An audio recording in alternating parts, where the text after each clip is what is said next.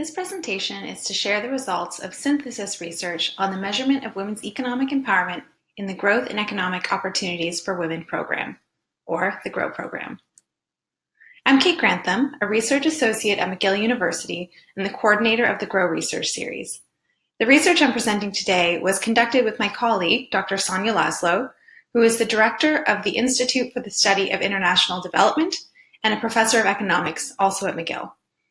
The purpose of this research is to document the various ways that different GROW teams and research projects have approached the measurement of women's economic empowerment, or WEI, as I'll refer to it in this video. This research was conducted as part of our work at McGill on the GROW research series. The GROW research series brings together scholarly research on women's economic empowerment and economic growth in low-income countries. Through the dissemination of working papers, policy briefs, and other original scholarship, our website serves as an online open access platform to showcase current research with a view to promoting evidence-based policymaking. We're also the official, though not exclusive, research platform for the GROW program. So what is the GROW program? IDRC, in partnership with the UK Department for International Development and the William and Flora Hewlett Foundation, implemented a 5-year research program on women's economic empowerment, focusing on the barriers that poor women face, how economic growth can promote women's empowerment, and conversely, how empowerment can promote growth. GROW fulfills these objectives by funding 14 research projects in 50 countries, primarily in South Asia and Sub-Saharan Africa, by promoting peer learning and knowledge exchange between research partners, by stimulating policy dialogue through conferences, workshops, and webinars, and by synthesizing evidence under emerging themes to fill critical knowledge gaps. And this synthesis piece is where our study comes in. But first, to give you some context, the contemporary focus on women's economic empowerment and gender equality in foreign policy and international assistance has translated into development programming targeting women in the Global South, and especially with the goal of increasing their economic empowerment. While the focus on women's empowerment has been well-intentioned to correct gender imbalances, the effectiveness of this program and WEI policies more generally is still a matter of considerable debate. One challenge in establishing whether such policies are effective is how to measure this complex concept. Indeed, there are almost as many different instruments used to measure WEI as there are research papers or development projects that utilize them.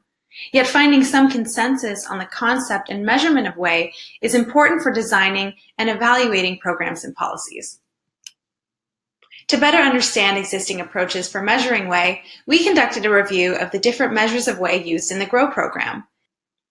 Unique to other synthesis studies of GROW, which you'll learn about in future videos, our research looked at 14 GROW projects taking place around the world. The research was conducted by way of a mapping exercise, a systematic review of all GROW project proposals and research papers available at the time, 32 documents in total. A resulting inventory of measures was created and organized according to 6 main domains of WEI that are identifiable across GROW projects. These domains further correspond with those commonly identified in existing scholarship on WEI. In documenting the measures of WEI used in the GROW program, we distinguish between direct measures, indirect measures, and constraint measures. Direct measures are those measures which are directly related to a woman's ability to assert her preferences in decision-making, things like women's autonomy and household decision-making power, her self-confidence. Indirect measures are outcomes of the decision-making process, things like women's labor force participation rates or their educational attainment rates. Constraint measures are factors outside of the direct control of the woman or her household that constrain her ability to achieve desirable outcomes, things like laws that limit women's access to inheritance or property ownership or their ability to attend school. Our 3-way classification system of measures is complementary to the work of other researchers, including, in particular, Naila Kabir, Agnes Quisambig, and Myra Bavanik and Rebecca First-Nichols. So what did we find?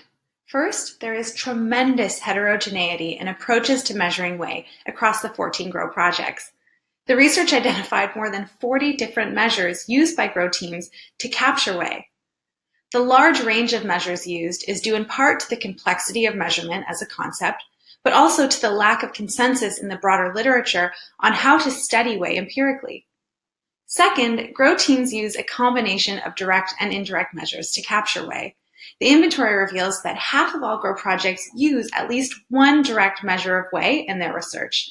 Some of the most frequently used measures include women's control over household decision-making, women's freedom of mobility, attitudes towards violence against women, women's self-confidence, and the intra-household allocation of labor and responsibility for unpaid care. Conversely, less than half of all GROW projects used at least one indirect measure of WEI in their research. However, in terms of total numbers, GROW researchers use more than twice as many indirect measures compared with direct measures. This is likely because indirect measures are typically easier for researchers to study and to compare across data sets. Indirect measures regarding women's labor force participation rates and their education rates were by far the most frequently documented in our research. Third, GROW researchers consider a range of issues when selecting the measures of WEI that they use. When selecting appropriate measures, researchers must account for context-specific data constraints, trade-offs between generalizability and specificity, among other issues. Some GROW project teams use existing measures of WEI, like DHS indicators of autonomy, or the set of indicators used in the Women's Empowerment and Agricultural Index, or the WEA.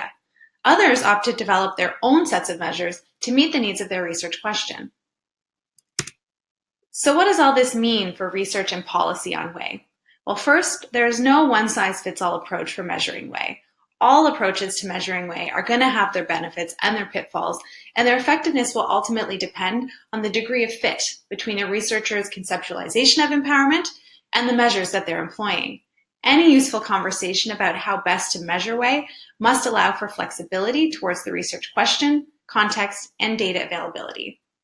Second, we recommend that researchers avoid using indirect measures or outcomes as a measure of empowerment itself. Outcomes are not equivalent to empowerment and should not be used as a measure of such. Consider labor market outcomes, which is a fairly common example. Whether and how much a woman works is largely a factor of labor market dynamics and her own preferences about consumption and leisure. Similarly, she may be over or underemployed due to frictions in the labor market, making her work more or less hours than she would like, at poor quality and low-paying jobs. If development decision makers falsely equate empowerment with, following this example, employment status, then a measure of success will confound a number of causal factors and may not be in line with most definitions of empowerment, especially those that place agency at their core. Third, researchers should explicitly link measurement approaches to a conceptual framework. There may never be consensus regarding how best to measure WEI, and all existing measures are in fact proxies.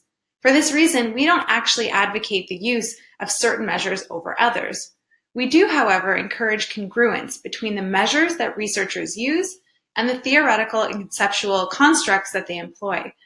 Providing a working definition of WEI is an important first step towards achieving such congruence. Looking forward, more research is needed.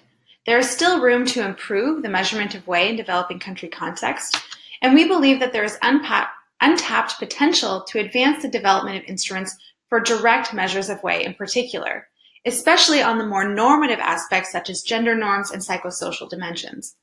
In terms of our own work in this area, as a follow-up to this research on GROW, we conducted a literature review on the measurement of WEI, which extends beyond GROW projects and provides a conceptual framework, and you can find this paper on the GRS website. If you're interested to learn more about the results of our research, you can read the working paper and policy brief on www.grow.research.mcgill.ca. Here you can also find other research outputs from GROW project teams and from non-GROW researchers working on women's empowerment. And you can learn more about the GROW program by visiting www.idrc.ca/grow.